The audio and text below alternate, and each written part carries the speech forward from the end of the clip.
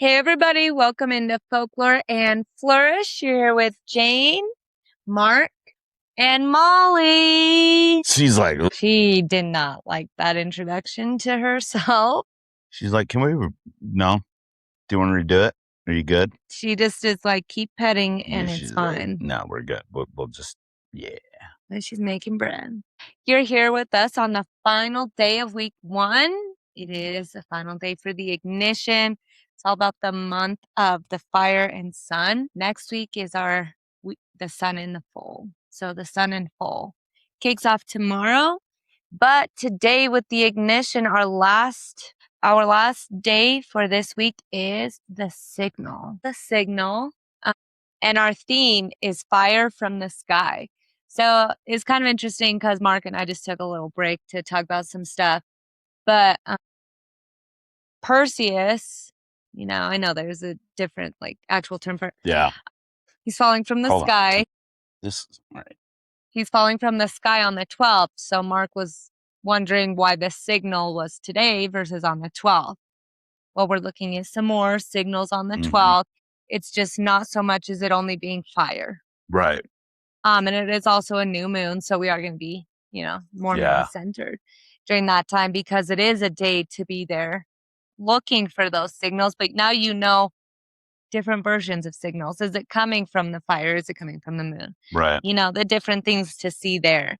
But with today, we are looking at fire from the sky and light arrives from elsewhere. So the lesson is that light arrives from elsewhere.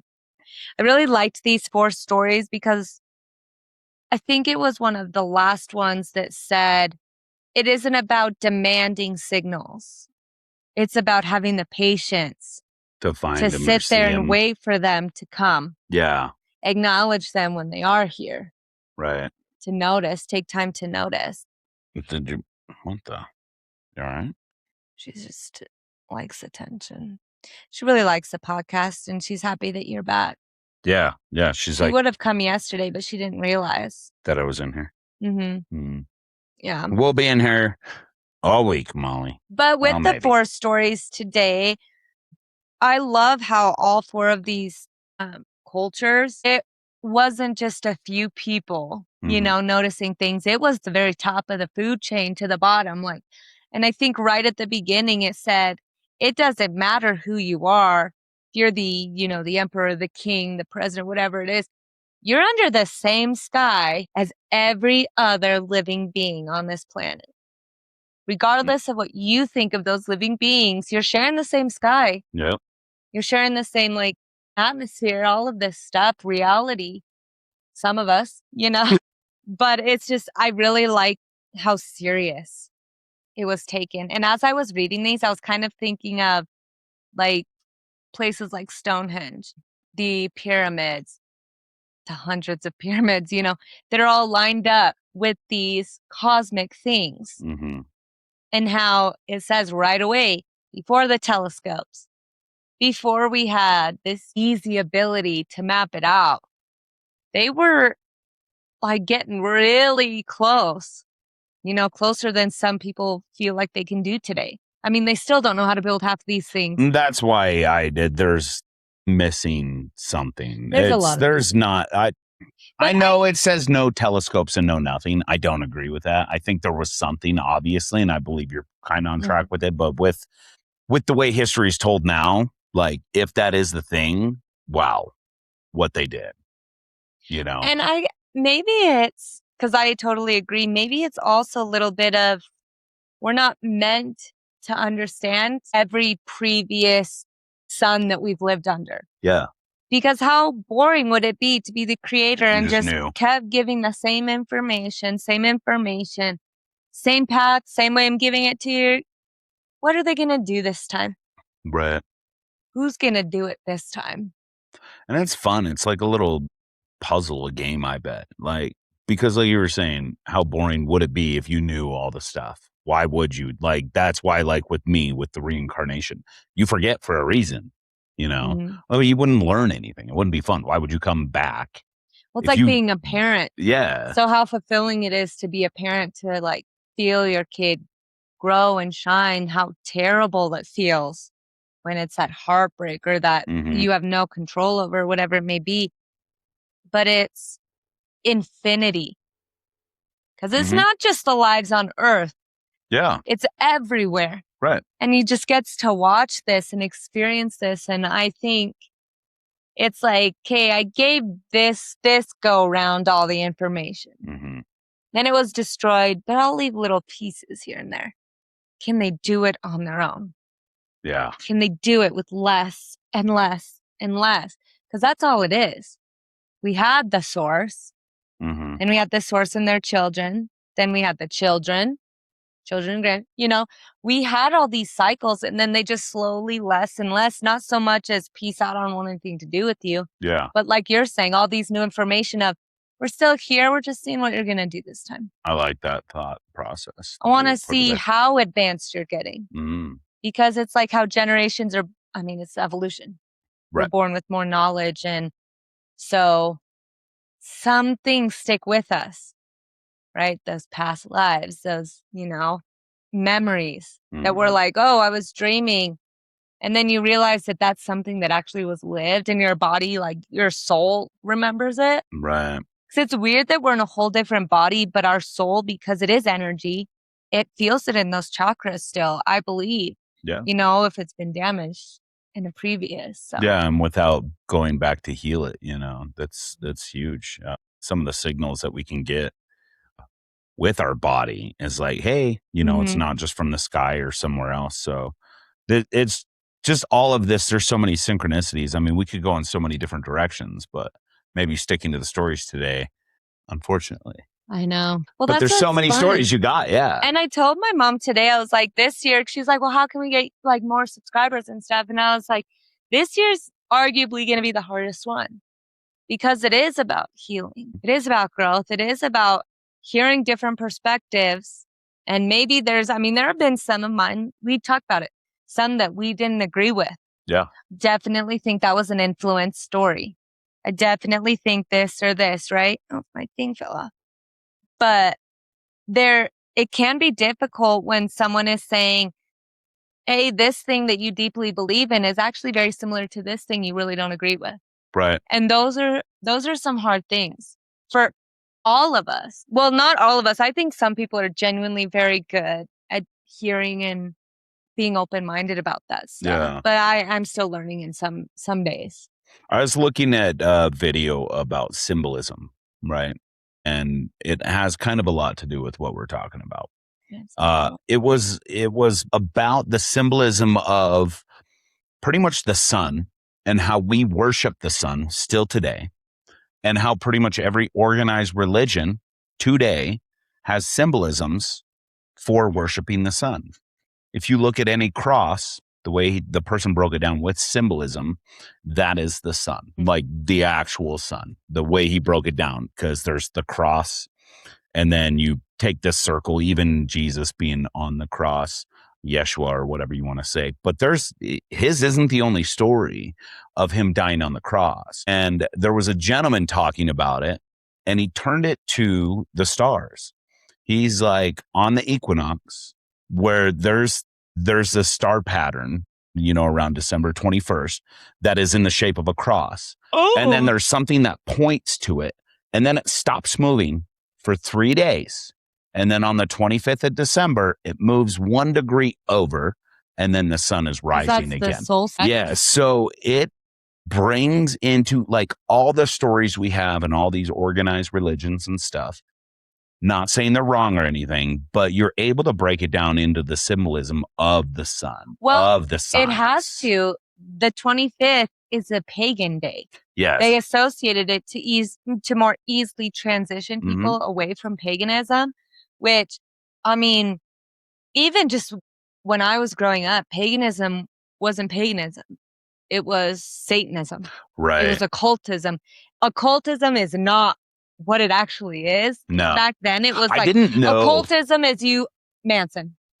That's what I thought. Jim Jones. Yeah. Kool-Aid. It's like, you believe in aliens? You're in a cult. Yeah. Conspiracy theories. Right. All those things that we've seen that it's like, whatever. But, again, I had to tell myself, stop thinking and listen. Stop thinking and listen. I did really better this time. I felt good about it.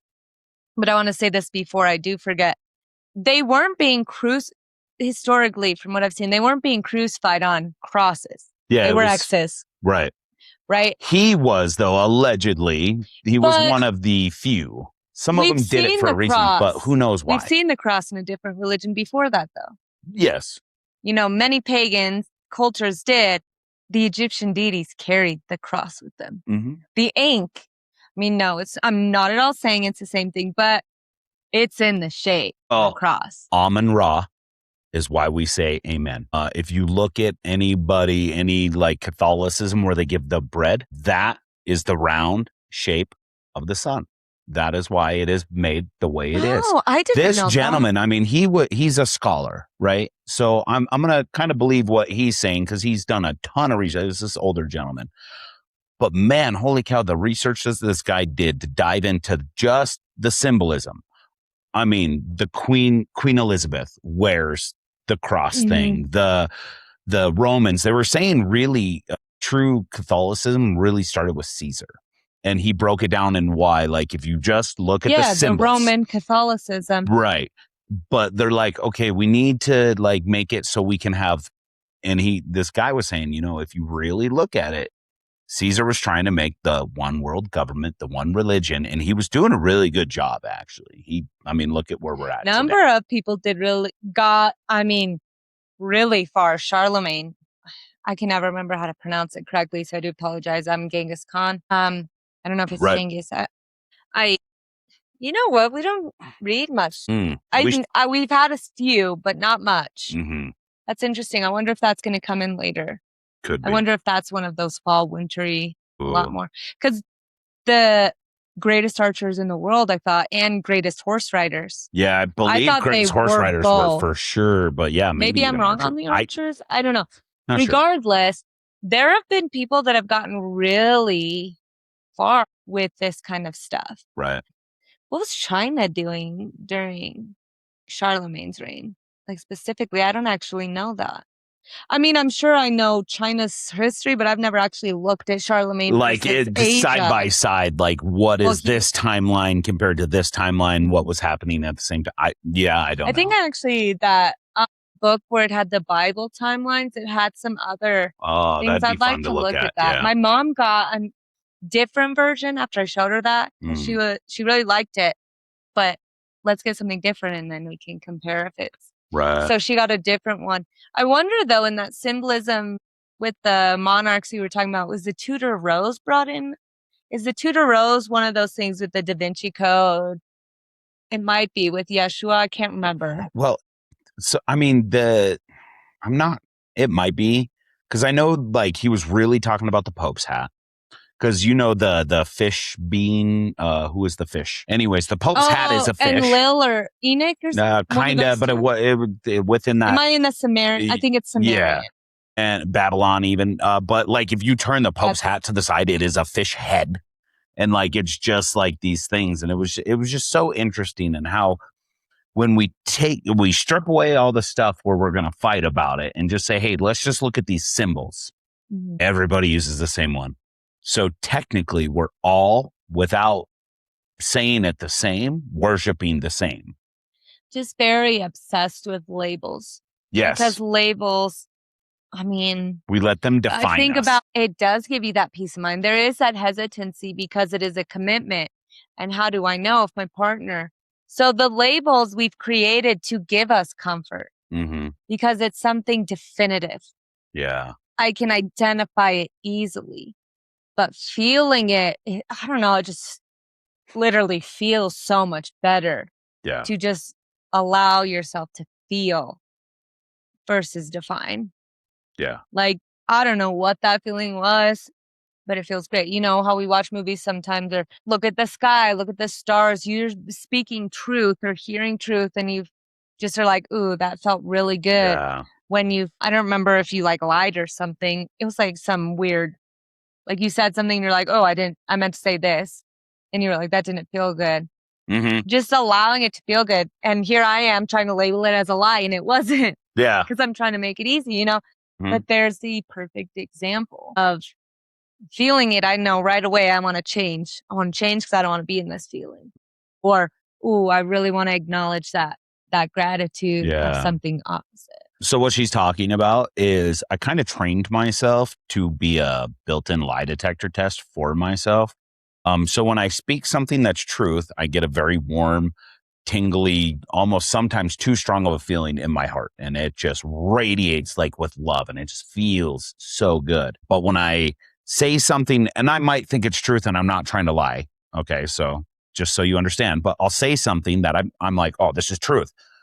But that feeling won't be there. And it'll be some weird feeling in my gut, like that almost nauseous or I wonder if that's the solar plexus. Something. So I need to check into the solar plexus probably. Maybe because that's where I get it. I get the gut where it's like almost like your bowels. Like but that truth is radiated through love. And truth is love. And for me, and that's why I truly believe. But what I did is, so you could understand, is when I started feeling that feeling. Now it started with meditation and I kind of liked I really liked the feeling of the heart centered stuff. But when I would get that feeling, I would just start saying, ooh, that was true because I feel it. And how long have I been saying that? But now I get that same feeling when somebody else is talking to me, when they say something that is truth. And it's really great for where I work right now, but also with what I'm doing with the QHHT and stuff. Because it's like, when somebody is just there and ready and open and honest. And when they're not, you give them the grace to give the chance to be open and honest. And if they choose they don't want to, that's fine. Because at some point, I hope they do. Because I really want to just live in that moment of you're just not ready. Mm-hmm. Hopefully you will be. And not blame them and not push them down for that fact. But just, hey, when you're ready to be truthful, I can tell. If we want to be able to take criticism or take any sort of feedback, we also have to be able to give honest feedback without an emotional attachment, like you're saying. And maybe it is less of feeling truth and not saying that you're not feeling truth, but maybe it's a little bit of authenticity because there's so much. I like that too. With the tone, with the body language, with everything. It's like watching, Sherlock Holmes or The Equalizer, when they're breaking down stuff in slow motion. That's what it is. But our bodies have so many more receptors than simply just our eyes or our ears. Like there's so much more. Yeah. And so maybe it's that true authenticity. Because when I say something and I don't really believe it, there's that little bit of hesitancy and it's because something said that's not authentic. Yeah. That's not your authentic self, or you aren't ready for that to be your authentic self yet. Ooh. You're not ready because you don't think you're ready, whatever it may be. I like that thought. Like you don't think you're ready, so you're not ready. So this is why you're feeling that way. And so, that true authenticity, I really like that because it's not about, I feel good because I didn't lie. Okay. Like you could tell when you're telling the truth. Great. Yeah. No, it's when you're being bold. Yeah. Like I really, really like it when you start sitting in I am creative. I am doing this stuff. I do have good ideas. Like you sit there sometimes and it's like, oh, well, because I didn't physically type this part of the book, I didn't contribute. And it's like, you did. I just organized. It's like those kind of things for all of us. We all do it.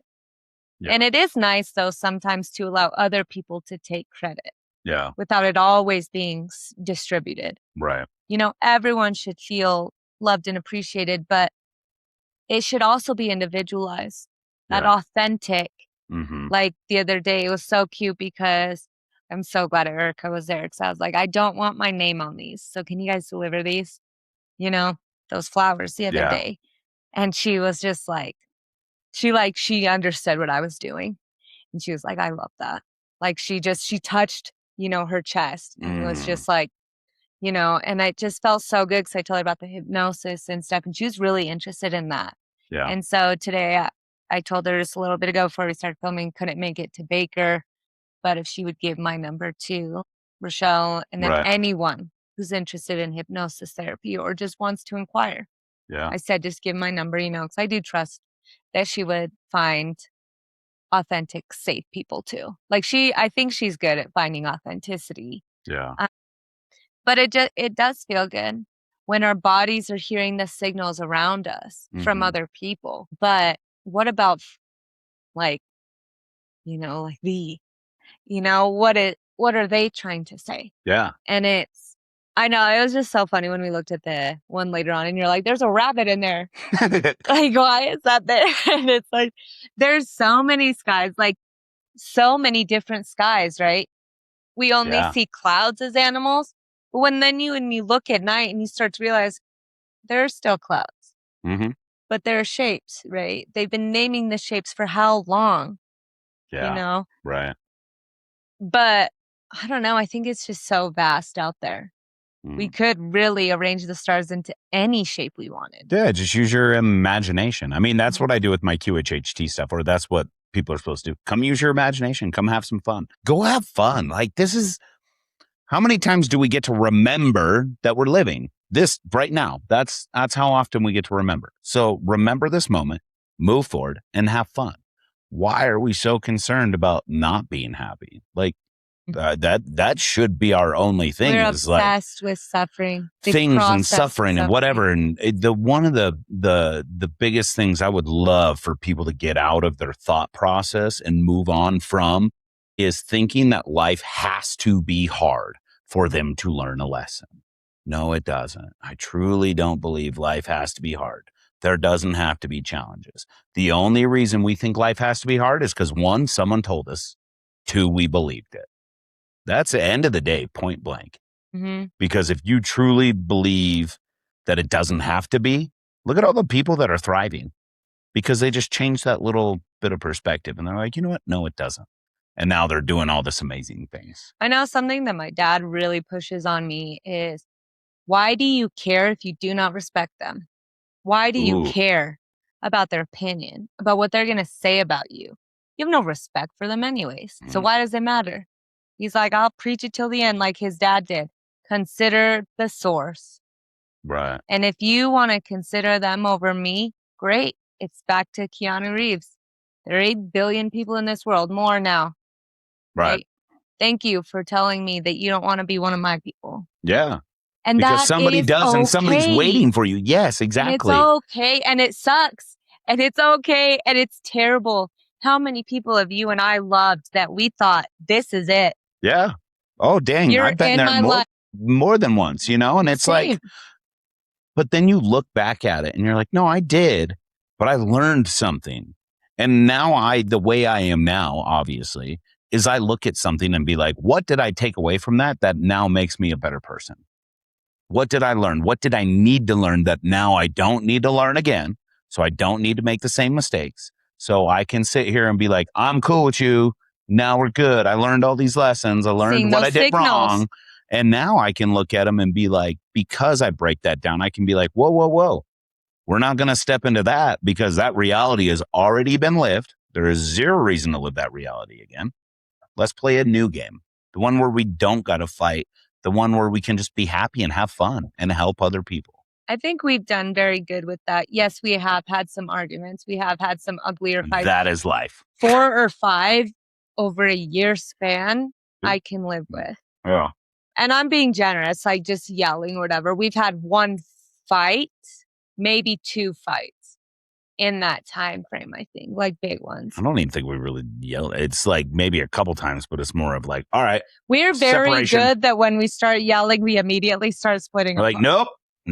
Yep.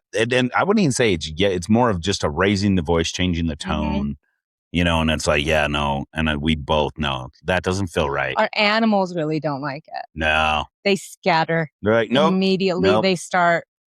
But that's my thing is like, now it's like, let's take the breath. And like I said, like it's not one of these stories, but it's such a good thing and I believe it's Japan. I think it's called Mew or something. And they say it and it's a couple thing and they say it to the other person and you just got to shut up and you got to be quiet and you sit in the silence and you can't talk about anything.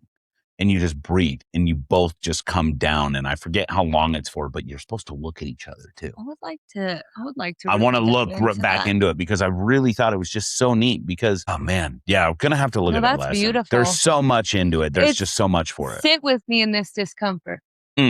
Yeah. Let me test you by fire. We're being tested by fire, sitting in this silence, upset with each other. Because now we have to sit with, I might be thinking mean things to say, but I'm also thinking how hurtful it is because I love you. And how dare I do that to somebody that I love? Yeah, if you love them. Because I would never accept anyone doing that to you. Yeah. Right? That's So how why you would know, like, you're like, is this right? Okay. Not if I do it to you. What if somebody else is doing that action towards the person that you love? Are you going to accept it? Then why would you do it to them if you can't accept somebody else doing it to them? I love that thought. And that's something that I will say I've been a very ugly person in the past, and I still have some tougher moments where I've lashed out really bad at my family. Yeah. Specifically, I mean, I've lashed out really bad at a few friends before too. Yeah. And I mean, I almost ruined some like relationships that are ride or die, you know? Yeah. And it's this little bit of, you can acknowledge it, you can discuss it, and you can move on and see if there's anything to rekindle it, whatever. But you also can't force people. Yeah. Nor should you allow people to hold it against you forever, yourself or others, you know, because it's like in a relationship. Oh, well, you lied to me that one time, so we're over it, but I'm going to bring it up every single time that I can use it against you. It's like cheating. You either get over it or you don't. And that sucks. Yep. Because it's either and it's not about loving someone enough that you can get over it. I don't think it's that simple. It's both completely sitting with what is the logical thing to do, and then sitting with the most irrational thoughts. How far am I willing to go for this person? Right. You know, what do they make of me though? Who am I with them? Because if I'm turning into this dark, jealous, jaded person, clearly it's not going to work out. No. Or if I want to try, we got to try. You know, it's kind of like that. But these are all important for this day because the question is, what message reaches me now? What is finally reaching me? Not what's showing up. Baby, it's been there this whole time. Yeah. No, it more than likely has. I just picture like Gaia, you know, the source, whatever you want to call it. Baby, I've been here this whole time. Yeah, you just turn the radio station and now just you hear the song. Just that little smile of, ooh. Like when you start to see like a kid finally catch on to something and you're seeing this talent or this just progression, this mastery of whatever skill it may be. And you're just that first spark and you're like, ooh, they're changed.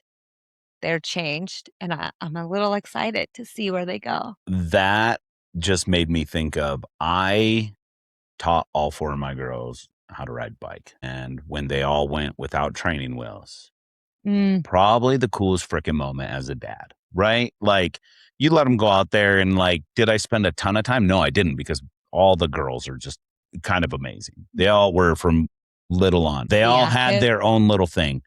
But man, I remember when they were asking for me to take those off. And then when you see them do it, and it feels so, I can feel the moment when I remember each girl separately doing it.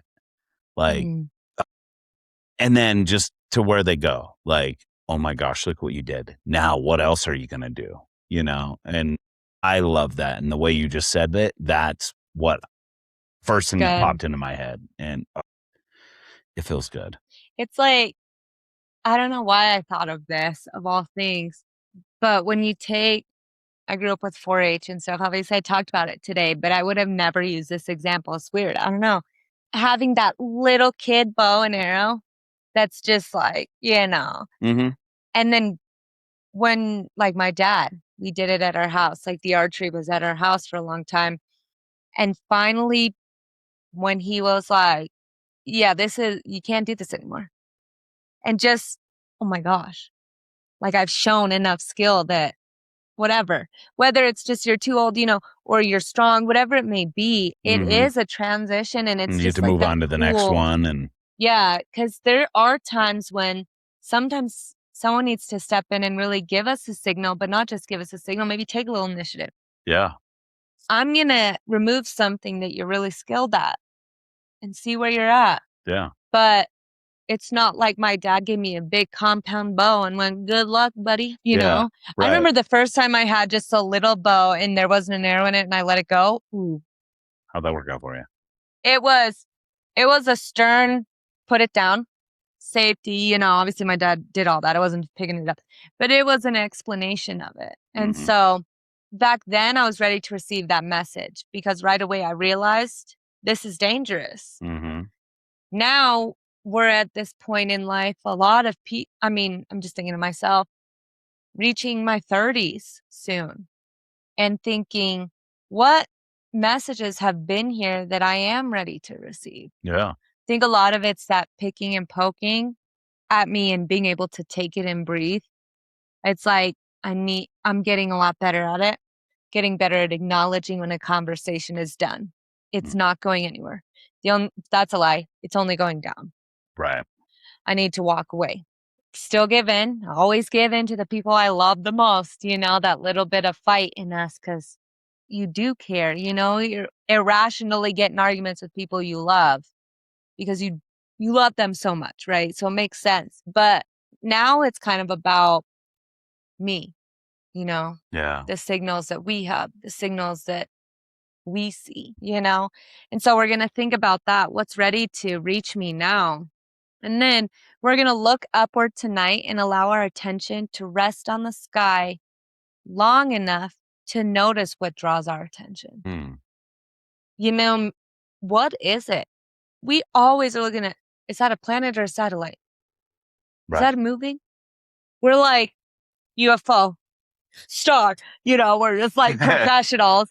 But then we see something and we're both like, wait, we couldn't have both hallucinated that, right? Whether it's a flag, like a shooting star, whatever it may be, birds, we see bats out here. So what does draw our attention? What draws our awareness? Is it the stillness or is it the life? Yeah. Is it the slow peace? Is it the smell? Weird. Why would I notice the smell of this? You notice things that you may not think you notice. The feeling. And it's just beautiful to be able to do this because we're getting the sun in full and the new moon coming up on the 12th. So we're getting darker nights, brighter days, and it's exciting. But we're going to do that, and then we're going to receive one insight without immediately questioning its source. So we have a lot of times where we don't question the meaning. Yeah. We didn't question the meaning today. We just don't need to question the source. Are you qualified to give me that information? Have you been through trauma? Right. Have you? No, I'm just going to take it. I'm not going to break down your character to see if it's worth listening to. You know what? It's a lot like that video we were watching the other day, and people are like, I need to see who's talking. Yeah. Why do you need to see who's talking? It's the words that they're saying that matters. Now, there came a point when it was like, hey, I want to see the map. I get that part. But it truly doesn't matter who is speaking with what we were talking about. Now, that totally goes into today. Doesn't matter who's saying it. It's the words that they're saying or the message that was conveyed. So long as it's truth and, for the better. That's why I love true masters in life. Not saying, they always mastered their craft highest up on the totem pole. They have a master's, PhD, whatever. I'm saying masters who humbly lower themselves to learn more or will acknowledge that other people have strengths that they are still learning. In my head, for a solid week, I could say I've been meditating, or however you want to say it, but saying in my head, send me a teacher. I've been saying that for at least a week, every day, multiple times a day. Send me a teacher, whatever one that is that I need. I don't know. And I'm not going to put a label on it because I could think of 20 different things that I'm interested in that I would love a teacher. But is it what, like, my ego is going to get in the way and say, oh, no, I want this one. But what if that's not the one that leads me to the better thing, So I just been asking for a teacher. You know, one's coming. I feel it. I think one of the best teachers I've ever had, just thinking about that, have been kids. Because kids, and they can be. They don't double check what they're about to say. They say some absurd things, and then it's like, yeah. And you just feel like it's crazy how sometimes we put kids in this box that they don't know, they're still learning. But I would argue they hold some sort of spiritual wisdom a lot because of the people. they haven't surrendered themselves to suffering. Yes. And I think that might be what it is, because it's like this. I've just been getting really sick every time I see something referenced to the idea that to live is to suffer. Yeah. I used to. I'm pretty really sure someone believe died that. for us so we didn't have to do that anymore. Yeah. God. And I'm just like, there's no way that life is meant to just suffer. No. Why would we be surrounded by beauty? Like, I could think of a lot worse places, you know? Mm-hmm. I could imagine of real suffering. Yeah. That doesn't mean we won't face real suffering. Right. We will, but we only face true suffering because we have truly lived a beautiful experience. Right? Yeah. You can't suffer if you don't have anything to lose. Yeah, you're just like, So to suffer means that you have lived so beautifully with that experience, that whatever, energy of whatever kind, that it causes a loss. But now it's like, how are those energies giving us signals? Mm-hmm. So maybe we think tonight, maybe the teacher's in the sky tonight. Could be. So maybe we look and say, give me a teacher. Mm-hmm. Maybe every single day you receive a new teacher. I seen a cool video, not to cut you off, but it was a cat. The person's teacher was a cat. And they joked when they were talking about it. And they're like, no, this cat was this lady's teacher. And it turned her, or it taught her how to live in Christ consciousness. And they stopped and they were like, how does a cat? And then they go on to say, this cat was always biting her when she goes to feed it, always biting her. And so I'm like, okay, the cat's biting her what? And he says, so it taught her not to get mad when the cat bit her. And it's just almost that turn the other cheek type of thing. And she truly believed, because after a while, she didn't get mad when the cat bit her. And it reminded me of like routine.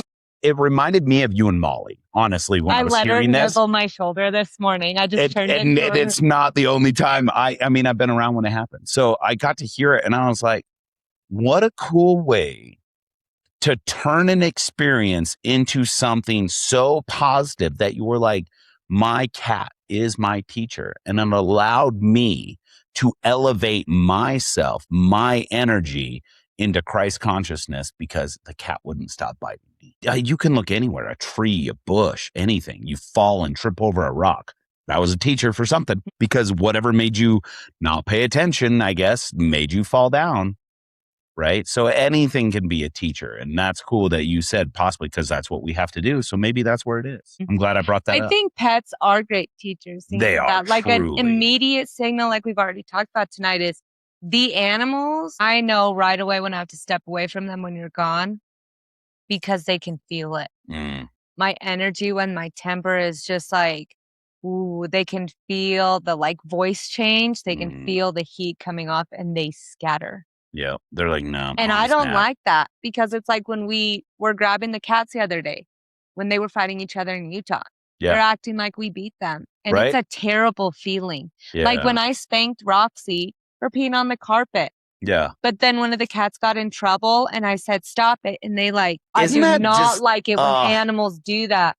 And it's not because knock it off. No, I am like, who hit you in the head? Like, right. And I'm just like, I love you, like, whatever. But it's like when I spank her, rub her nose in it, put her in the litter box. And that look they give, I just have to remember, we're teaching each other. They're teaching me to be firm and also patient and understanding, right? Because a cat peeing on the floor is going to be a whole different thing than if you went and did it. What the?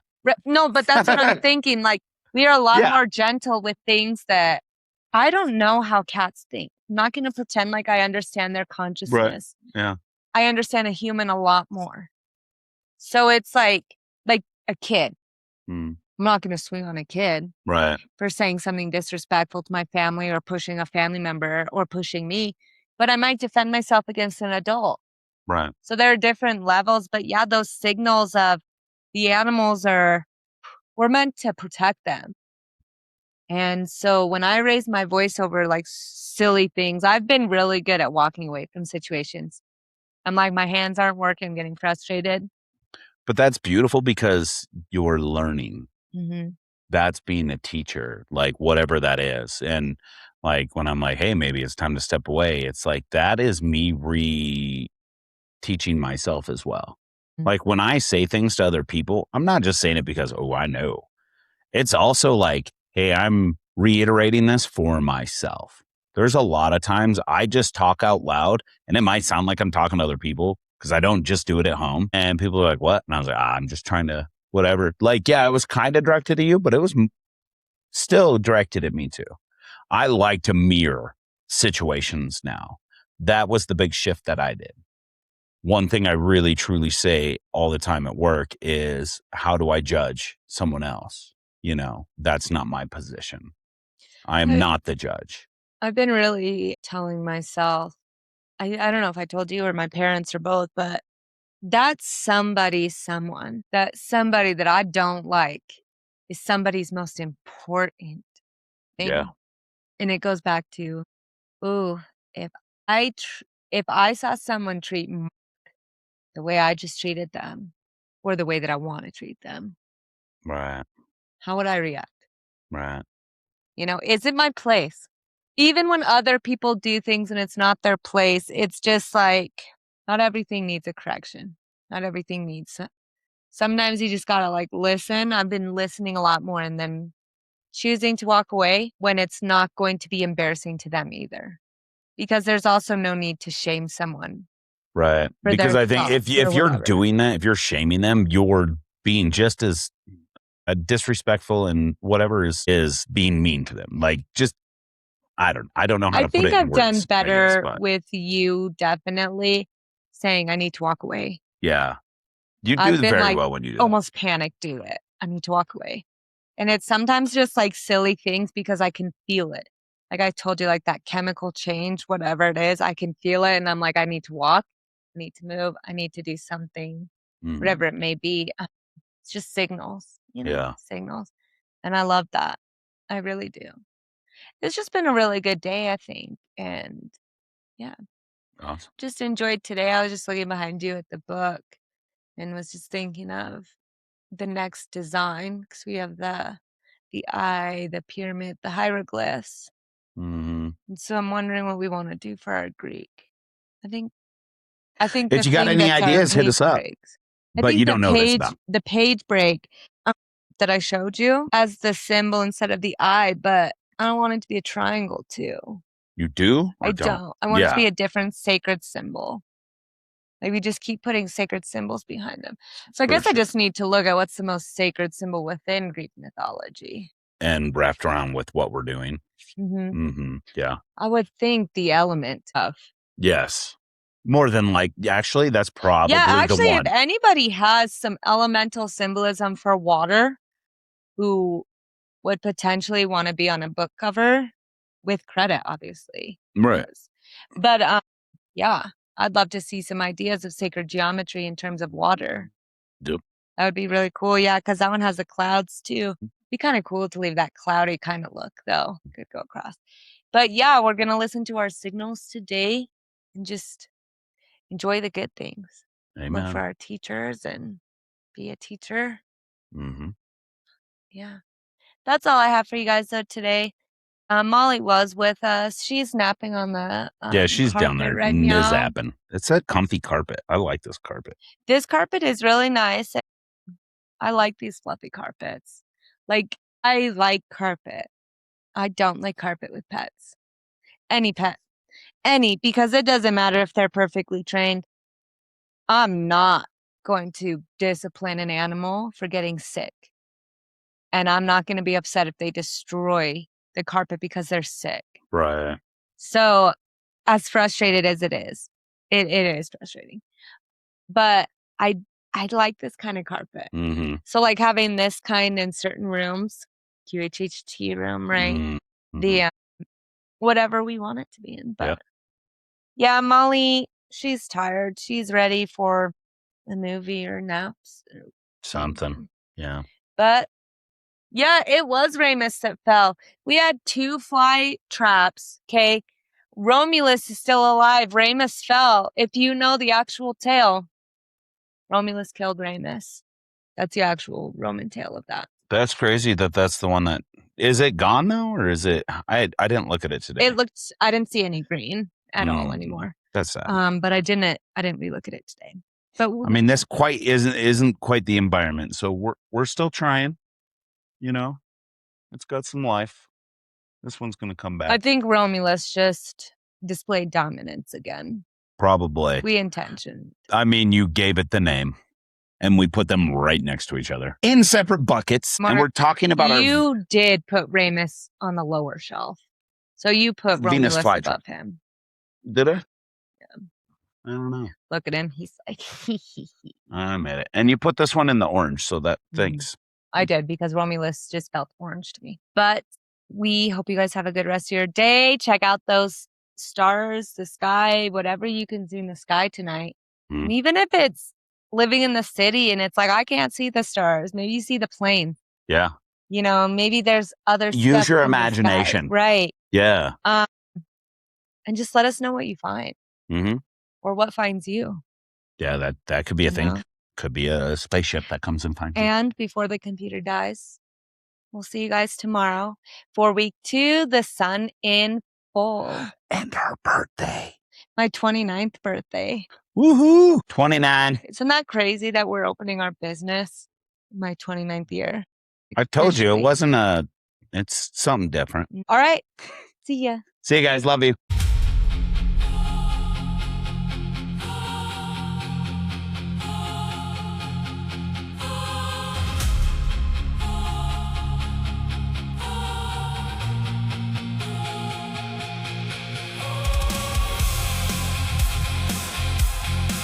Before we begin, I want to take a moment to honor the cultures behind the stories we are about to explore. The tales shared here come from many peoples, lands, and traditions. I do not change these stories to fit modern expectations or to align with today's social standards. Instead, I present them as they were told, sometimes beautiful, sometimes harsh, sometimes challenging. We are not here to judge the past, but to understand it, to listen, to learn, and to honor the ancestors who carried these stories forward. We also share stories from various religious traditions. These are presented in their historical and spiritual context, with respect for their beliefs that they represent. Every culture deserves respect, context, and acknowledgement, and this space is dedicated to doing exactly that.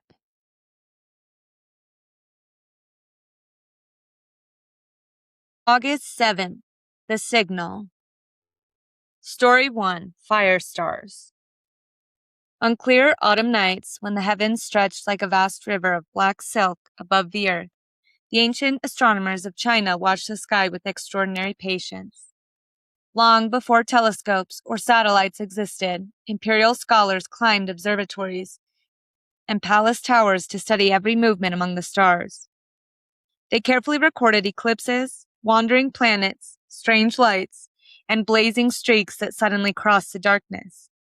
To them, the sky was not an empty space, but a living conversation between heaven, Tian, and earth. The emperor ruled according to the mandate of heaven, Tian Ming, and the harmony of the kingdom depended upon remaining attentive to the signs above. Among the most dramatic of these celestial messages were meteors, often called fire stars, or Huao Xing, or falling stars. When one suddenly burst across the heaven, leaving behind a glowing trail before vanishing into darkness, observers believed heaven itself had spoken. These brilliant lights were carefully documented on official court records alongside earthquakes, floods, harvests, and political events. A fire star might be interpreted as a warning that an emperor has drifted from justice, a sign that great change approached. or a reminder that the balance between humanity and the cosmos required renewed attention. The exact meaning depended upon where the meteor appeared, its color, its direction of travel, and even the season in which it crossed the sky. Entire teams of court astronomers devoted their lives to understanding these heavenly patterns, believing that careful observation allowed rulers to respond with humility before disaster unfolded. Unlike many ancient cultures that viewed the heavens as distant, Chinese philosophy emphasized harmony between the celestial and earthly realms.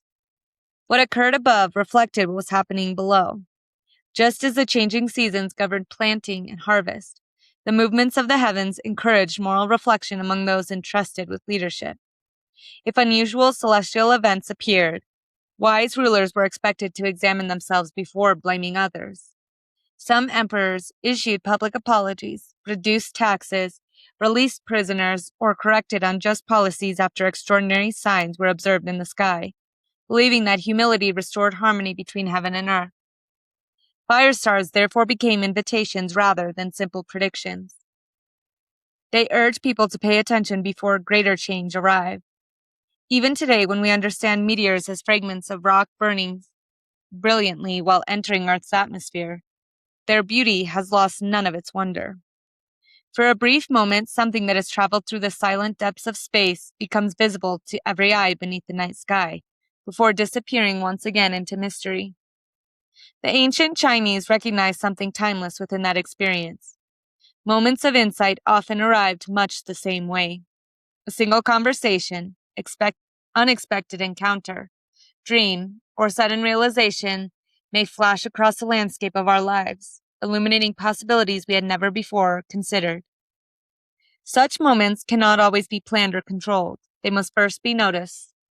Like the patient astronomer who spent countless nights watching the heavens, wisdom often belongs not to those who demand signs, but to those who cultivate the quiet attention needed to recognize them when they appear. Fire from the sky reminds us that inspiration frequently arrives from beyond our expectations, asking only that we lift our eyes long enough to receive it. Story 2: The Falling Fire Omens.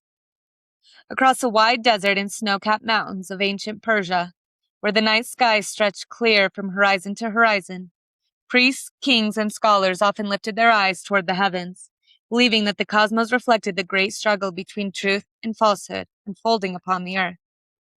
Within the teachings of Zoroastrianism, one of the world's oldest continuously practiced religions, creation was understood as the work of Ahura Mazda, the wise Lord, whose light represented truth, wisdom, and order. Opposing this divine harmony was Angra Mainyu, the destructive spirit who sought confusion, deception, and chaos. Every person, every kingdom, and every natural world participated in this ongoing contest between light and darkness. Because of this belief, the heavens were never regarded as silent. The stars, the suns, the moon, and the movement of the skies were all seen as part of the great order established by Ahura Mazda. When an unexpected blaze of light streaked across the heavens, whether a brilliant meteor, a fiery comet, or another extraordinary celestial event, many regarded it as a sign worthy of careful reflection. These falling fires were not interpreted with simple fear, nor were they thought to predict unavoidable fate. Rather, they invited rulers and communities to examine whether they were still living in harmony with Asha, the Zoroastrian principle of truth, justice, and cosmic order. If the heavens appeared disturbed, perhaps something upon the earth required correction. Wise kings did not merely ask, "What does this sign foretell?" They first asked, "Have we ruled with righteousness? Have we honored truth?" Throughout Persian history, royal advisors and magi, the learned priestly class, observed the heavens alongside sacred fire itself. Fire occupied a uniquely honored place within Zoroastrian worship, not because it was worshipped as a god, but because its pure, unwavering light symbolized divine wisdom. Within the sacred fire temples, flames were carefully tended day and night as visible reminders of truth that must never be allowed to fade. Thus, when fire appeared unexpected in the sky, many naturally understood it as another reminder that light continues to call humanity toward integrity. Whether interpreted as a warning, an invitation, or a moment for humble self-examination, These celestial fires encouraged reflection rather than panic. They reminded people that the greatest battles are often fought not upon distant battlefields, but within the choices made each day. Every honest word strengthened Asha. Every act of compassion pushed back against darkness. Every just decision helped restore harmony to creation. Even today, when astronomy explains meteors and comets through the movement of celestial bodies, the deeper symbolism still resonates. Unexpected moments sometimes enter our lives, like falling stars. A conversation changes our direction. A difficult season reveals hidden truth. An unforeseen opportunity arrives without warning. Like the ancient Persians watching the heavens, we may never control when these moments appear, but we can decide how we respond. Perhaps every unexpected light carries a quiet invitation to ask whether our own lives remain aligned with what is true, good, and worthy of being carried forward.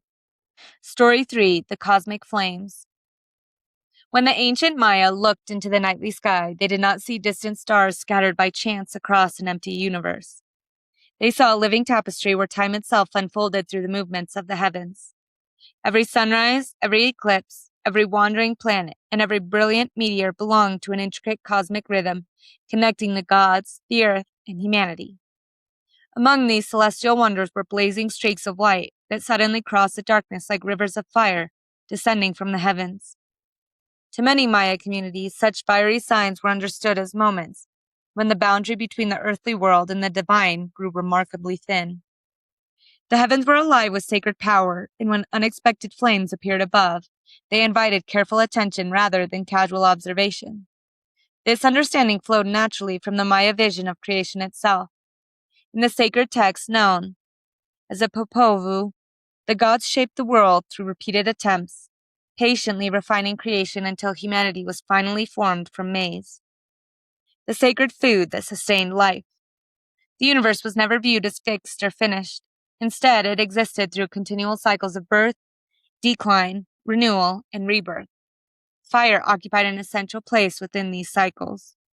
Ceremonial fires burned during important rituals, carrying offerings upward in curling columns of fragrant smoke. The flames became bridges between worlds, lifting prayers toward the divine while reminding those gathered that transformation often rises through sacrifice. Looking upward, the Maya found similar symbolism written across the sky itself.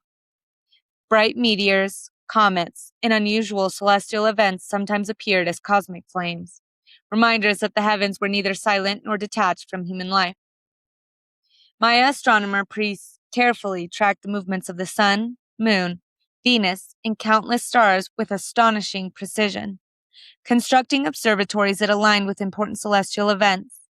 Their calendars became among the most accurate of the ancient world because they believed understanding the heavens allowed humanity to live in greater harmony with the rhythm of creation. A sudden fire crossing the night sky therefore became more than an object of curiosity. It became an invitation to remember that earthly life forms only one part of a far greater cosmic story. Every season belongs to a larger cycle. Every ending prepares another beginning. Even destruction often clears a way for renewed life. Just as fields were burned before fresh planting or forests regenerating after natural fire, the heavens reflected these same patterns above.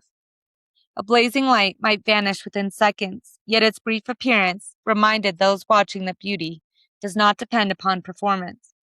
Some of the universe's greatest wonders exist only for a moment before disappearing into memory. The Maya understood that wisdom often arrives in similar fashion. A dream, a realization, a conversation, or an unexpected opportunity may appear sudden like fire falling through the night. If we remain attentive, even the briefest moments can alter the course of an entire lifetime. Thus, the cosmic flames became symbols of divine timing rather than human control. They encourage people to lift their eyes beyond immediate concerns and remember that every life participates in a universe infinitely larger than itself, where cycles continue long after individual moments have passed. Story 4: The Star That Guided the King. Each evening, as the blazing sun of Ra slipped below the western horizon and the fertile banks of the Nile surrendered to darkness, the people of ancient Egypt lifted their eyes toward a sky unlike any they would see during the day. What had appeared empty only moments before now blossomed with countless stars, each believed to carry divine meaning. To the Egyptians, the heavens were not distant or silent. They formed the celestial body of the sky goddess Nut, whose arched form stretched protectively above the earth while the stars shimmered like living jewels upon her skin. Every night, Ra sailed his solar bark through the underworld before rising again with the dawn, proving that light could disappear without ever being truly lost. Between those daily journeys, the stars became trusted companions, guiding travelers across the desert, marking the seasons of the Nile, and reminding all who watched that the gods remained present even in the darkness. Among those celestial lights, none carried greater importance than Sotet, known to the Greeks as Sirius. After weeks of disappearing from the sky, Sotet's first appearance before sunrise called its heliacal rising, announcing the approach of the Nile's life-giving food. Farmers rejoiced, priests prepared sacred ceremonies, and the Egyptian calendar itself was measured by the return of the brilliant star. Yet the Egyptians also believed that the heavens could speak through unexpected celestial events. A brilliant meteor striking across the sky, an unusual bright star, or an extraordinary heavenly display invited careful attention from priests and royal astronomers alike. Such moments were not always interpreted as predictions of unavoidable fate, but as reminders that the order of the cosmos, known as Ma'at, required humanity to remain attentive, just, and balanced. Pharaohs, who were regarded as guardians of Ma'at upon the earth, often looked to the heavens not simply for guidance in governing, but as visible reassurance that divine order still embraced the world. The stars reminded them that leadership required humility before something infinitely greater than themselves. Every ruler, no matter how powerful, lived beneath the same heaven as every farmer, artisan, and child. Fire descended from the sky, therefore, carried profound symbolism. It represented moments when the eternal briefly interrupted the ordinary, when the vastness of creation reminded humanity that earthly kingdoms existed within a much larger design. The Egyptians understood that guidance often arrives quietly. The brightest sign is not always the loudest. A single star appearing faithfully year after year proved more dependable than any passing spectacle. Likewise, wisdom is often discovered through patient observation rather than frantic searching. Even today, Sirius still rises above the horizon just as it did thousands of years ago, while meteors continue to flash unexpectedly across the night. Science now explains these celestial events through astronomy, yet their ability to awaken wonder remains unchanged. Standing beneath a sky filled with ancient light, we are reminded that every human life unfolds beneath the same stars that inspired civilizations long before our own. Sometimes all it takes is one unexpected light to lift our eyes beyond today's worries and remember that we are part of a story far larger than ourselves. Daily Thread for August 7th. Where is the light calling me?